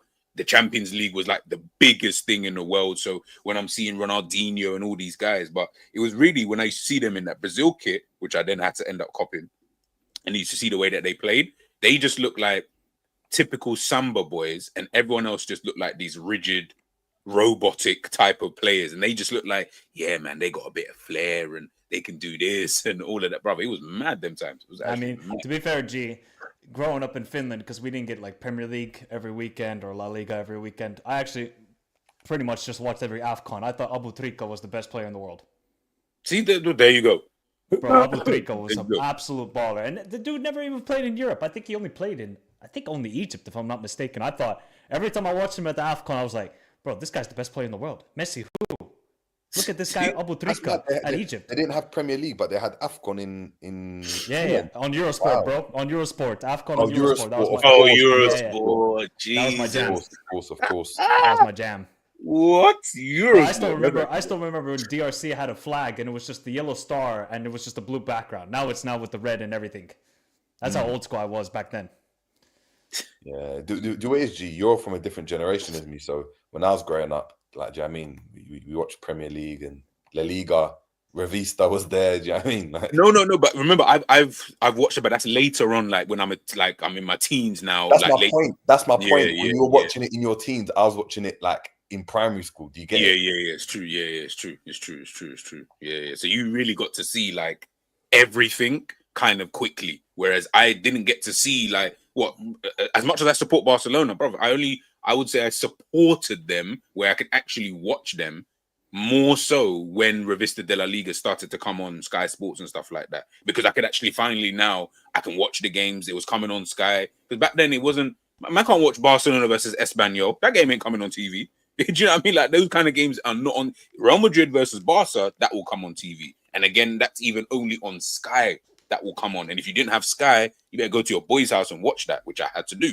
So trying to watch, European football at times, that's why now, obviously, we're lucky now. We live in a generation where I can go on, even forget Michael, because Michael obviously is Michael, where he can tell us the lowdown on certain players, certain teams. But let's just say you'll go on social media, I'll see a thesis about a fucking player from this Twitter guy who will tell me everything I need to know about, that Kuzanov, that Manchester City just signed.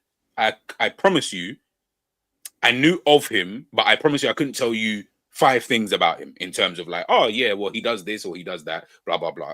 Bro, he's going to be the first Uzbek who's coming to the Premier League. You get what I'm trying to say? Like, you would never, ever have any type of, like, information on this kind of guy until, now. Just speaking on that, though, it's actually, it's mad, like, it's mad. I'm mad happy about Kuzmanov because in my team, I've got 2 Uzbek players. 2 players, actually, 2 centre backs, 2 defenders. And obviously, them seeing Kuzmanov go to City, you can see how like proud they are of it. And I was like, oh, that's really good to see because I don't know any Uzbekistan player. I not at all. Whereas now, even little things, obviously, because they're kids, I can be like, what? I want to see a Kuzmanov performance. And already they're like, yeah, I'm going to give that to you. So it gives them, it's good to see, man. It's good to see someone like that. Don't be worried, guys. They're going to qualify for the World Cup. So 100%. 100%. They've never qualified for the World Cup. This is their time now. That's mad. That's mad. I'll tell you this exclusive because we didn't get a lot of Premier League and La Liga in Finland, although we did get quite a lot of La Liga because everybody was dick riding on Barcelona and Madrid early 2000s. I actually almost turned into an Udinese fan in like the late 2000s because of Di Natale and Alexis Sanchez, bro. Di Natale and Alexis Sanchez, that was football for me. I watched them almost every weekend because they had a show in Finland about Serie A. Bro, the goals that Di Natale, because there was that thread you showed me with the Super Unk, and the exact guy was Di Natale, bro. The quality of goals he was scored week in and week out, not just once a season, every weekend was a golazo Puskas, unbelievable player. That's what I was asking. But so I was many. Turned into an Udinese fan. Quadra Samoa. They had who else did they have? They had players there, man. They had Christian Zapata. Yep. So many players, Udinese. Like Udinese, I remember, I only know this to be fair from FIFA. And when they used to play Europa League, you used to see it on Channel 5. So when they played Europa League, you'd see, I used to love it. And because there was a Ghanaian in the team, I was just like, oh yeah, I'm going to have a look at them. Do you know what I mean? And now they had players there, man. Like players at Udinese. They have Isla as well. Yeah, Isla, yeah. Team, man. I'll ask you guys this before we do head out here then. Because Michael, you just mentioned about that thread. Obviously, for those who haven't seen the thread, it was just it was a question. By the way, Super Unk is hilarious.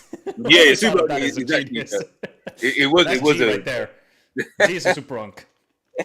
Listen, man, I'm trying to remain like the cool uncle for as long as possible.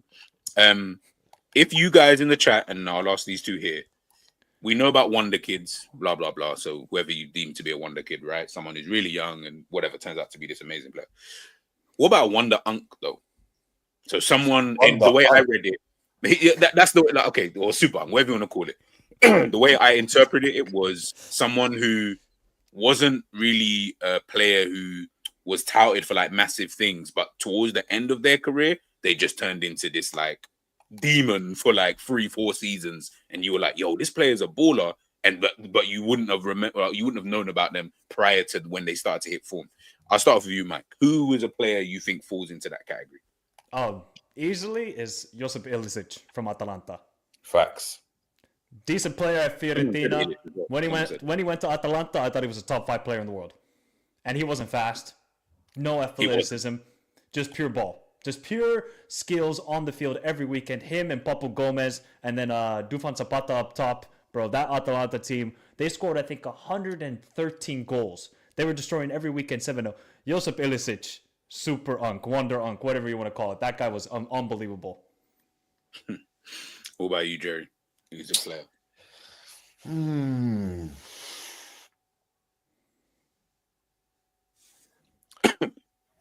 It's weird. I'm trying to find one. I think Illich is a really good one because he wasn't touted for anything, but again, as an older player, he kind of like came into his own. Yeah. It's difficult, man. I don't know. Chiagarella, the Italian, maybe when he was older. Sampdoria. Yeah, that guy. Yeah, that done well. I don't know. It's difficult. I'm looking at the players that are coming to my mind are players that were touted to do big things, but probably done better towards the end of their career. Okay. Well, not necessarily touted, but they were named. So, for example, one that I'll put in there is like Pirlo. Like in his era, he wasn't the guy in the team. He wasn't. Good player, but if he got sold somewhere, for example, when he went to Juventus, no one really, it was just, all right, he went to Juventus. Do you know what I mean? AC Milan let him go. It was what it was. When they had Seedorf there, when they had, do you know what I mean? That team, he just wasn't the guy in the team. But it seemed like when there was the changing of the guard, when he was getting 30, 32, 33, 34, he was playing at a different level, on a different wavelength, and no one could really keep up to him. That's one that stands out. And another one is Thiago Silva as well. Thiago Silva. Yeah. But he did do outstanding at AC Milan. So he was just really, really consistent, but just done well as an adult when he came to the Prem. So yeah, I don't know. I'd go Pirlo for me. If we say Pirlo is one, would we consider then Robin as well? Yeah, he was one I thought about was Robin. The thing is with Robin is like he done it for just so long at that age. For so long, you kind of forget. But Robin definitely. Remember, people got to remember, he flopped at Chelsea, he flopped at Madrid, and the only reason why he resurrected his career was at Bayern. And then he was just an unbelievable player. I'm seeing some good names in there. You know, one name I did think about was you mentioned Illich, was Papu Gomez. Papu Gomez from Atalanta. Yes. Was a ball. Like there was a period for like basically the same period at Illich. I felt like those two. I said, nah, like this brother. Obviously, he had his madness obviously towards the end, but like in terms of that period at Atalanta, that in terms, we're just talking about football here, guys. In that period at Atalanta, I said this guy is a serious player, bro. Like I just thought he was so good at the period of time. Him and Illich, like that was a partnership, bro. Like the way they two would play off each other, and I used to think, brother, like why is no like, you know, sometimes I think with some players, why don't like a bigger team kind of come in for you? But then I guess it's just the way it is. Maybe it's just, it literally would another one be like Mandzukic? Yes, Mandzukic. Yes, that's another one. Because I'm trying to think of his earlier in his career, but he was good at Atletico and he was really good at Juventus. Yeah, he's someone that from young I wouldn't have said, oh yeah, like this guy's anything to look at. But then towards the end, Jesus Christ, I'm seeing some good names in there, man. Daniel De Rossi, Lucio. Oh yeah, that guy was too fucking solid. It was mad. Dustin saying Vardy. Yeah, you could say that. To be fair, Vardy turned into some demon in the Premier League, but Gareth Barry as well. Yeah. What about Mario Gomez? Mario Gomez is another. Jesus Christ. Oh, there's a lot of people. Like you could go on. There's a lot of these kind of players, man. Joselu as well. Yeah. And remember, he's at Newcastle and Stoke. You know, people forget. True. All of a sudden, last season, and scoring in the Champions League and that, like, he's doing a madness. Mike, Doug's got a question for you. He's saying, "Are you happy with Finland's new?" I saw your post actually. With Finland's new manager. All I can just hope and pray. He said he's the what 10 Hag? He's the Danish 10 Hag. I mean, oh my God! One that we forgot as well. We need to actually just give him credit. Is flipping Chiellini. What are we talking about? Yeah, Chiellini. Yeah, that's a good point. He's the GOAT. Yeah, but is he? Chiellini's remember he broke into. Remember he was like just a random 22, 23. He was in that Serie B. Mm-hmm. Okay, fair enough. Fair enough. Remember, he only got a chance at Juventus because they got relegated. Yep. Got your Oh yeah, you're right. Chiellini, man. He was at Chiellini, Liverpool. look what he was doing. He won the Euros as a 34-year-old. Look at that. Look at that. Yeah, I mean, crazy, or 35 or whatever it was. Yeah, crazy, man. Chiellini is the guy.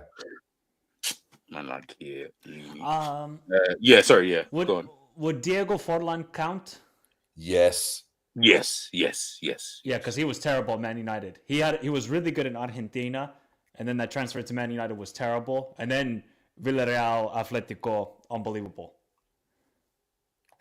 But I feel like that's kind of like mid-20s, late 20s, where he really then took off in his career. Mm. I guess that kind of counts. No, it does. No, it does. No, it does. I forgot about Diego fucking Forlan. Jesus Christ. Yeah, what a player. Now my man's playing tennis now in the ATP tour. Okay. He's old. Okay. That's mad.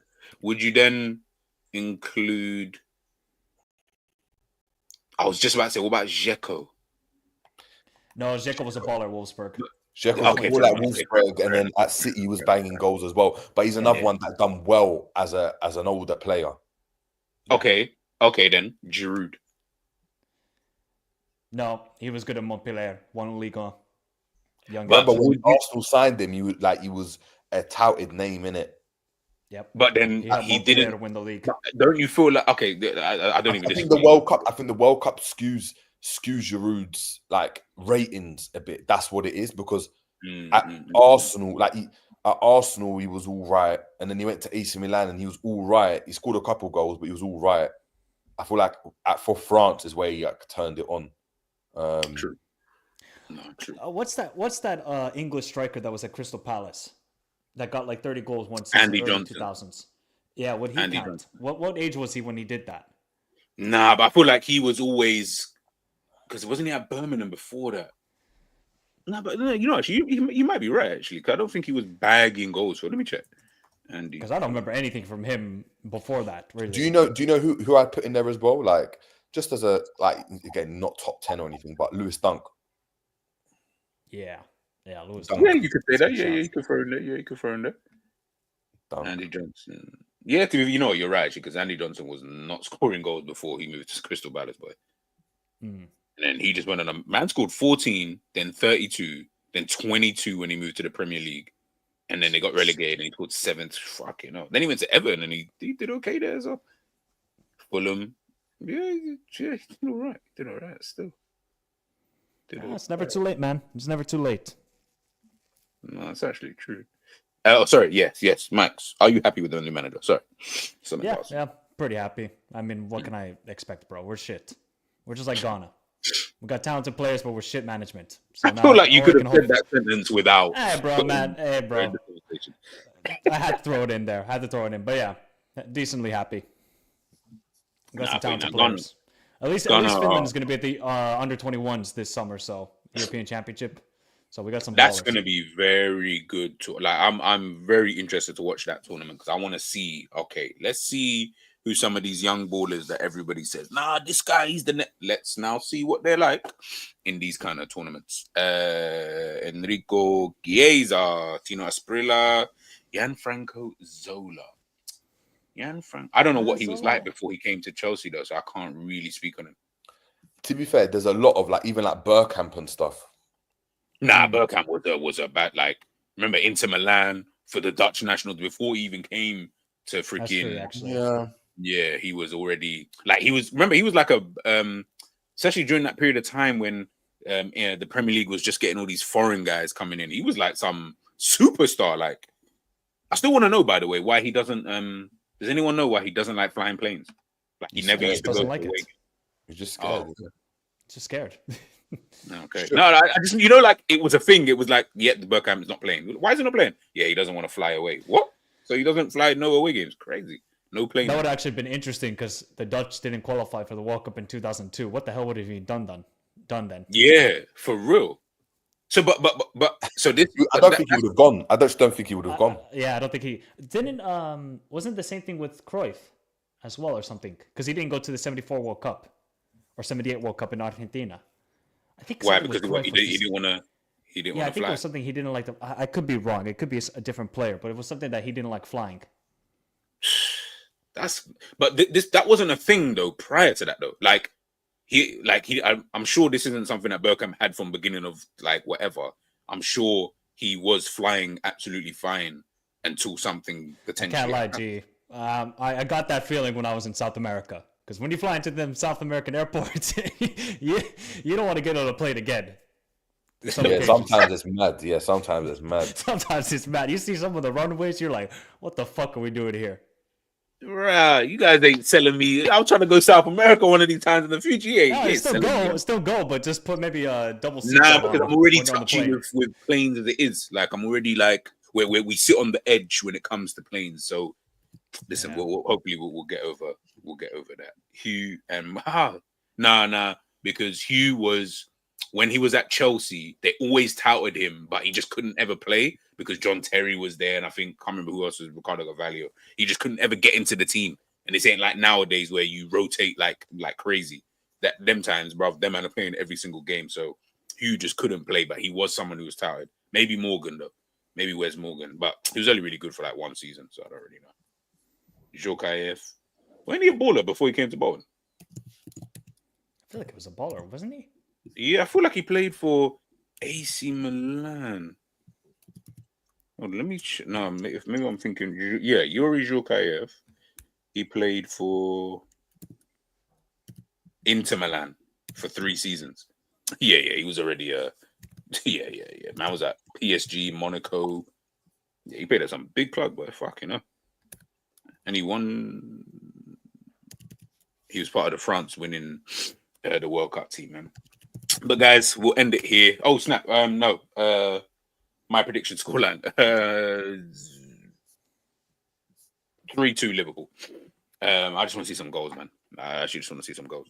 But yeah, we'll be back for the match reaction probably tomorrow. Guys, if you are not a member, become one. There's a video already out. It's my Liverpool FC story. Big up to Scraps, obviously just becoming a new member today. Thank you to ENDZ, Honesty, LK, Steve, Strasbourg Steve, Carl, and Hakeem for becoming members of the channel. Guys, it's in the description. It's in the link. So make sure you guys head on over there. Just before we head on out, Mike, have you got anything coming up? Yeah, get me involved, Mike. I want to jump on with Mike, you know. That's what I'm saying, bro. Like, you know what I'm saying, Mike? He's doing all these videos. I'm like, brother, like, what's going on? I don't do a lot of collabs. Yeah, tonight, 2 Champions League reactions. I'm actually not really going to watch Liverpool tonight. I'm actually more focused on the Atleti and Bayer Leverkusen game, man. That's going to be a game, and I'll be watching then Benfica Barcelona. Those are 2 games I'm more intrigued by. Tactically, it's going to be a really intriguing game, that first one. Bayern and Atletico. Leverkusen didn't even play. They played a 4-4-2 over the weekend, Leverkusen. So I don't know what Xabi Alonso's cooking right now. He tried something different over the weekend. So yeah, those are going to be 2 videos for tonight. And then tomorrow, more Champions League videos. And then later this week, AFCON draw preview, because AFCON's next week. Sorry, G. Sorry, Jerry. No Ghana involved this time around, but I'm just going to be more intrigued to see what happens. Because hold on. That's fine. I'm supporting Senegal anyway. I'm supporting Senegal anyway. I'm sure, didn't Uganda qualify? Yeah, Uganda qualified, yep. So don't worry, I'll be there regardless. I'll be there anyway. I don't know about Jerry, but I'll be there. Man's going to be supporting the Cranes out there in Morocco. Hopefully I'll be in Morocco for the AFCON. That's what I really want to do. So yeah, there's going to be some videos coming up, and then a video breaking down why Borussia Dortmund are a fucking mess. Because they are, you guys think they're in a mess now? They could be in more trouble. That's actually, I said, why you think Borussia Dortmund a fucking mess? Hey, listen, and I'm seeing a lot of their players as well. Do you know Nuri Sahin has no coaching badges, by the way? Still, I knew that was before. I thought he had sorted that out and everything was. Nope. You know what I always think is. Go on, sorry. Oh no! Apparently he has no coaching badges. He's just hired because of family vibes in Dortmund. The thing is, I heard this before, but I thought, you know, like what's Lille's manager? Will, whatever his name is. Will Still at Lens. Will Still, yeah. Lens. I thought, like with him, that, you know, when you become obviously you're a manager of like a professional big football club, right? So in my head, you not get fast tracked, but get fast tracked at the same time. I'm not saying you don't go through your badges and you don't have to do all the things that you have to, but you're already here. Remember, because the team that he was managing, I can't remember what the team was, where they were always getting Gems. fined. Yeah, and they were always getting fined because technically he didn't have his badges. So they obviously have to get that pattern up a bit soon because the club ain't trying to, lose money, especially clubs like that. So I thought Nuri Sahin would be the same thing, which is, we'll sort it out for you. I don't know. I thought there was a way that they could sort it out. Clearly, there isn't a way, and he still needs to get that pattern up. But It's a mess, bro. Oh my God, Dortmund are a mess. Dortmund are weird. They're such a weird club, man. Sometimes I just think you go through your periods of time where it is just a little bit wishy-washy. But guys, make sure you head on over to Mike when that video drops. I will be intrigued to see why they are an effing mess. So yeah, man, guys, make sure you stay locked in. Make sure you stay tuned. I'll be back for the match reaction. I might have some other videos on my other channel. I might just get them released over the next few days. So make sure you stay locked in for that.